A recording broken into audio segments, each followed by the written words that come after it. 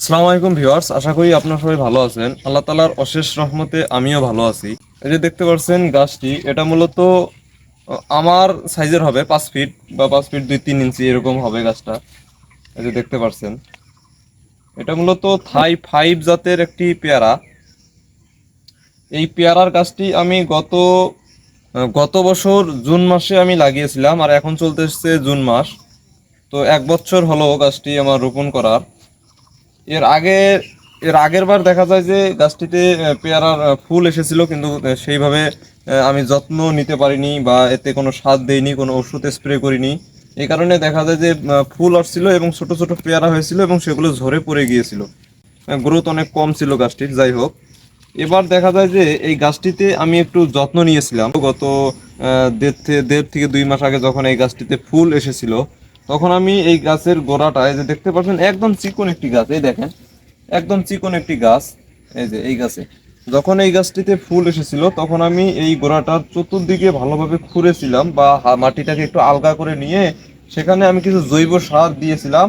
এবং তার 1 সপ্তাহ পরে আমি এই 5 গ্রাম ডিএপি, 5 গ্রাম পটাশ এবং 5 গ্রাম জিঙ্ক সালফেট এবং 2-3 গ্রামের মতো বোরন সার আমি ভালোভাবে মিক্সার করে এই গাছের গোড়ে দিয়ে দিয়েছিলাম। আর প্রতিদিন আমি দেখা যায় যে এই গাছের গোড়ে একবেলা করে পানি দিয়েছিলাম। পানি দেওয়ার ফলে 15 থেকে 20 দিনের মাথায় দেখা যায় গাছটার এত সুন্দর চেহারা হয়ে গেল, দেখার মতো একটা জিনিস হয়ে গেল গাছটা। তো তখন তারপরে দেখি যে আস্তে আস্তে ফুল আসতে শুরু করলো। আরেকটি কথা হলো যে যখন এই গাছটিতে আমি সার দিয়ে দিলাম, তার কিছুদিন পরেই আমি এতে একটি পিজিআর স্প্রে করেছিলাম। পিজিআর স্প্রে করার ফলে দেখা যায় এত পরিমাণে ফুল এসেছিল এই গাছটাতে যে কল্পনার বাইরে। যখন এই পেয়ারা গাছটিতে গুটি আসতে শুরু করেছিল, তখন আমি এতে একটি বিষ এবং একটি ছত্রাকনাশক ঔষধ স্প্রে করেছিলাম। দেখেন অসংখ্য পেয়ারা, এই দেখেন অসংখ্য পেয়ারা এই গাছটিতে, আপনারা হয়তো দেখতে পাচ্ছেন। এই দেখেন অসংখ্য পেয়ারা এই গাছটিতে, এই যে দেখেন অসংখ্য পেয়ারা, এই দেখেন এই সাইডটাতে দেখেন, এই যে দেখেন অসংখ্য পেয়ারা। মোট কথা এর যে ডালের থেকে মনে হয় যে পেয়ারার সংখ্যা বেশি, এত পরিমাণ পেয়ারা। তো আমার বাসায় যেই আসে না কেন, এই পেয়ারার গাছটা দেখে সবাই অবাক হয়ে যায় যে এত পরিমাণে পেয়ারা এই গাছটিতে কেন, কিভাবে আসলো।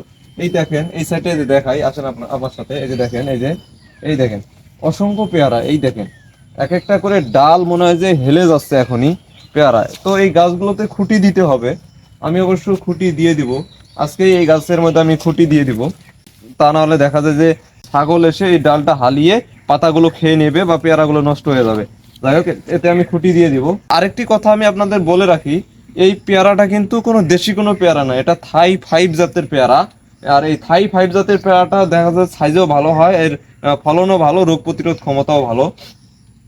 আপনারা দেখা যায় যে যদি পেয়ারা লাগাতে চান বাড়িতে বা ছাদ বাগানে যদি লাগাতে চান, অবশ্যই থাই 5 জাতের পেয়ারাটা লাগাবেন। আর এই পেয়ারাটা যখন আপনার দেখা যায় আরেকটু বড় হয়ে যাবে, তখন এটা পলিথিন দিয়ে ঢেকে দিতে হবে। যখন আমি একে পলিথিন দিয়ে ঢেকে দিব, তখন দেখা যায় যে মাছি বা অন্যান্য পোকামাকড় এতে আক্রমণ করতে পারবে না, পেয়ারাটা ভালো থাকবে এবং পেয়ারাটার সাইজও অনেক বড় হবে। তো বন্ধুরা, ভিডিওটি যদি আপনাদের কাছে ভালো লেগে থাকে তাহলে অবশ্যই লাইক কমেন্ট শেয়ার করে দিবেন। আপনাদের সাথে আমার দেখা হবে আমার পরবর্তী কোনো ভিডিওতে। সেই পর্যন্ত আপনারা সবাই ভালো থাকবেন, সুস্থ থাকবেন। আল্লাহ হাফিজ।